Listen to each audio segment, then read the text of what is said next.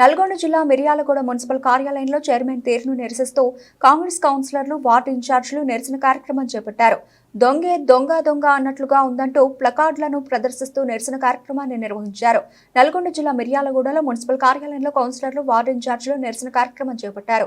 ఈ నెల 8వ తేదీన మున్సిపల్ పరిధిలోని కట్టడాలపై సమాచార హక్కు చట్టం ద్వారా చైర్మన్ వివరణ కోరడం విడ్డూరంగా ఉందంటూ కౌన్సిలర్లు మండిపడ్డారు. 15 సంవత్సరాలుగా చైర్మన్ గా తన అనుచరుడు, ఆపై భార్య ప్రస్తుతం తాను పాలన బాధ్యతలు నిర్వర్తిస్తూ అధికారులను వివరణ కోరడం దొంగే దొంగ దొంగ అన్నట్లుగా ఉందని ఆగ్రహం వ్యక్తం చేశారు. పట్టణ ప్రజలు ఎవరూ ఆందోళన చెందవద్దని, కాంగ్రెస్ కౌన్సిలర్లు ప్రజలకు అండగా ఉంటారని తెలియజేశారు. చైర్మన్ భార్గవ్ మరోసారి ఖజానాన్ని నింపుకునేందుకు మున్సిపల్ కిరాయి వ్యవహారం తెరపైకి తీసుకొస్తున్నారని ఆరోపించారు. కౌన్సిల్ సాధారణ సమావేశానికి ఈరోజు మా కాంగ్రెస్ పార్టీ కౌన్సిలర్లు అందరం కూడా ఈరోజు రావడం జరిగింది. చైర్మన్ గారు మేము 11:15కు మున్సిపల్ ఆఫీస్కి వస్తే 11:45 వరకు కూడా చైర్మన్ గారు కౌన్సిల్ సమావేశాన్ని మొదలు పెట్టలేదు. కావున ఈ కౌన్సిల్ సమావేశాన్ని 10 నిమిషాలు వెయిట్ చేసి బయటికి వెళ్ళి రావడం జరిగింది. చైర్మన్ గారు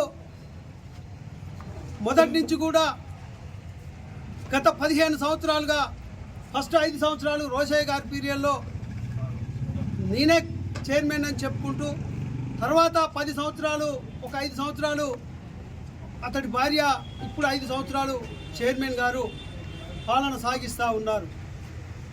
కానీ ఇక్కడ టీఆర్ఎస్లో ఉన్న చైర్మన్ గారు సడన్గా నేను కాంగ్రెస్ పార్టీలో చేరినానని చెప్పేసి ఆ రోజు టవల్ ఎక్కడో కప్పుకొని వస్తే మా ఎమ్మెల్యే గారు మేమందరం కూడా దాన్ని వ్యతిరేకించినాం.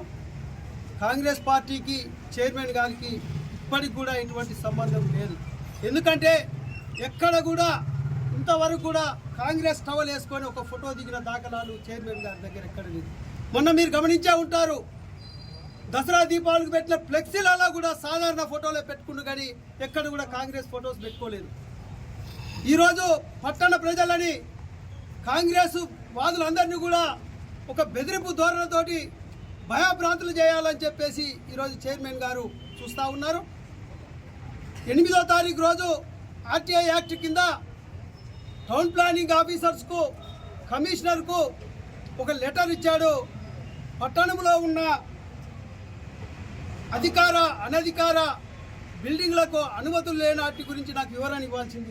మున్సిపల్ కౌన్సిలర్ అందరూ కూడా కౌన్సిల్ సమావేశాన్ని బహిష్కరించి మున్సిపాలిటీలో జరుగుతున్న అవినీతి గురించి మాట్లాడటానికి మున్సిపల్ ఆఫీస్ ముందు ప్లే కార్డ్స్ తోటి మేము యొక్క సమస్యని తెలియపరచడానికి మేము ప్రెస్ వాళ్ళని కూడా పిలుచుకోవడం జరిగింది.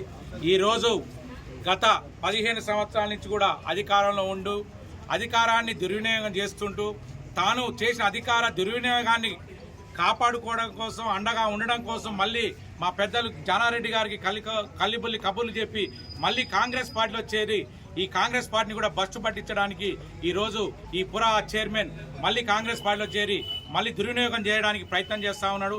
తాను చేసిన దుర్వినియోగ పనులని కప్పిపుచ్చుకోవడానికి ఈరోజు ఈ యొక్క కమిషనర్కి అయితేంది, టీపీఓ గారికి అది ఆర్టీఏ కింద నాకు అనధికారిక కట్టడాలు, ప్రభుత్వ కట్టడాలు అన్ని కావాలని అంటా ఉన్నారు.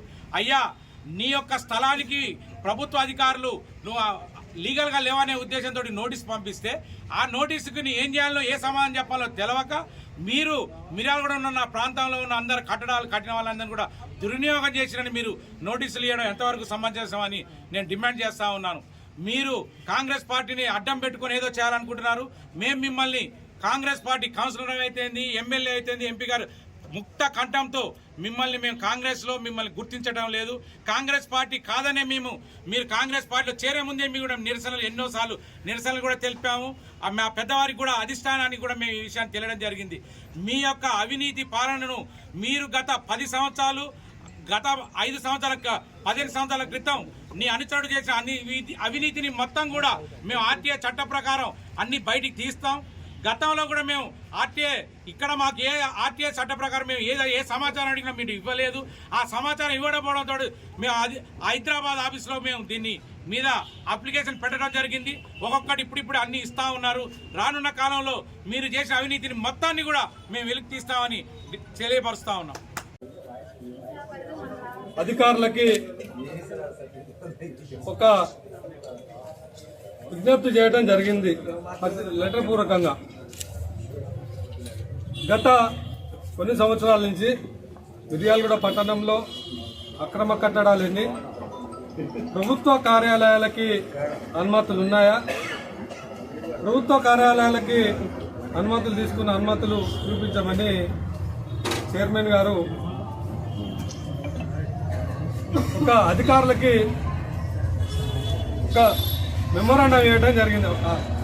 అంటే గత 15 సంవత్సరాల నుంచి కూడా అధికారంలో ఉన్నది, అంటే ముందు నుంచి పోతే ప్రస్తుతం అతనే చైర్మన్, దీనికంటే ముందు అతని భార్య చైర్మన్, అంతకంటే ముందు ఇతని అనీయుడు చైర్మన్.